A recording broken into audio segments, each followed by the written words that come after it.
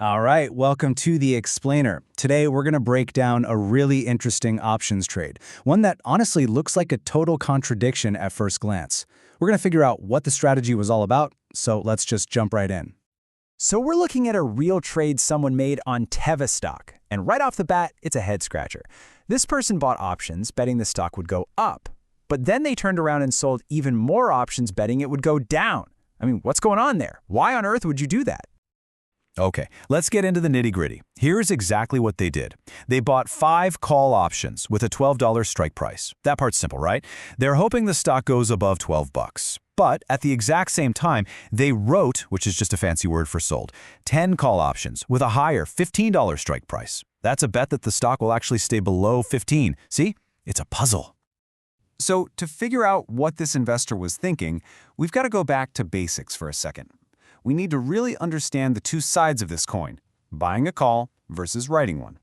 And this, right here, is the heart of the conflict. When you buy a call, you're an optimist. It's a straight-up bet that the stock is going to the moon, and hey, your potential profit is technically unlimited. But when you write a call, you're doing the complete opposite. You're getting paid a little bit of money up front, the premium, and you're basically betting that the stock price is going to sit still, maybe even go down, because if you're wrong and that stock takes off, your potential losses are, well, they're also unlimited. Okay, so we've got the theory down. Now let's follow the money. How much did it actually cost this person to put on this weird, complicated trade? First up, the money going out. They bought 5 call option contracts. Now, just to keep things simple, we're going to talk about everything on a per-share basis. So, at $1 per share, that's $5 out the door to buy those calls. But remember, that's only half the story. They immediately got some cash in by selling or writing those 10 other call contracts. At 40 cents a pop, that brought $4 straight into their account. So you can see it's already offsetting most of what they spent. So you do the math, $5 out, $4 in, and the grand total, the net cost to get into this entire position was just a single dollar. And you got to understand, this super low cost is the whole reason anyone would even consider a strategy like this. This really gets to the core of what the investor was thinking. They weren't just bullish, it was a much more specific bet. They were saying, yeah, I think Teva is going to rise, but I think it's going to run out of steam right around that $15 mark. So what's the dream scenario here? The absolute best thing that can happen is if the stock price lands exactly at $15 when the options expire. Let's walk through why. The 5 calls they bought with a $12 strike? Well, they're now in the money by $3 each. That's a $15 gain right there. And the 10 calls they sold at the $15 strike, they expire completely worthless, so they don't cost a thing. Perfect. So you take that $15 gain, subtract the $1 it costs to get in, and the max profit is $14. Now think about that. A $14 profit on a $1 investment. That's a 1,400% return.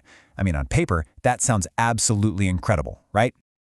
And yeah, a 1,400% return sounds amazing. But, and this is a huge but, what about the risk? This is where this whole strategy starts to get really, really dangerous. Before we go further, let's quickly define a super important term, a hedged strategy. All it means really is that your risk is capped, from the very beginning, the absolute most money you could possibly lose on the trade. There are no nasty surprises. And this is where the wheels come off our trade. There's a really critical rule of thumb in options trading, which is that a strategy is only truly hedged if the number of options you write is less than or equal to the number of options you buy. Well, our investor wrote 10 calls and only bought 5. They broke the rule. This position is unhedged, and that means the potential for loss is, you guessed it, unlimited. So let's stress test this thing. What happens if the investor's dead wrong? What if the stock doesn't stall at $15, but instead it just keeps on climbing? Okay, let's say the stock goes nuts and hits $50 a share. The 5 calls they bought, they do great. That's a $190 profit. But remember those 10 calls they sold? That becomes a massive $350 liability. So what's the final score? A shocking $161 loss, all from a $1 bet. The thing that was supposed to make the money completely backfired. And the scariest part about an unhedged strategy like this, the pain doesn't stop. As the price keeps rising, the losses just get bigger and bigger. They accelerate. Let's push it even higher. Say the stock goes to $80 a share. Now the loss almost doubles to $311. The higher that stock price climbs, the deeper the hole gets for this investor, and there is absolutely no limit to how much they can lose. So now that we've seen the potential and pretty tiny profit and the absolutely terrifying risk, we can finally put the last piece of the puzzle together and understand why someone would do this. Okay, so here's the real reason for the trade. The goal wasn't really about the stock stopping perfectly at $15. That was just the best-case scenario. The investors simply wanted to make a bullish bet by buying calls, but they didn't want to pay full price. So they used the money they got from selling the other calls to finance the whole thing. It was just a way to turn a $5 bet into a $1 bet. You know, there's an exact price where this trade goes from making a little bit of money to losing a lot of money. This formula here basically represents that tipping point. It's the moment where the gains from the calls they bought get completely canceled out by the losses from the calls they sold, plus that initial $1 cost.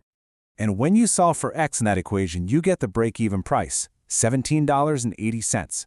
If Tiva stock closes just 1 penny above that price when the options expire, this whole thing becomes a losing trade. So when you boil it all down, what have we learned? This strategy is, at its core, a big trade-off. Yes, it's a super cheap way to bet on a stock going up, but only a little bit.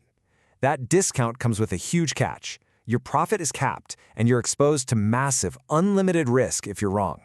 You're trading safety for a lower entry price. And that really brings us to the question that's at the heart of so many trading strategies, right? Is it really worth it?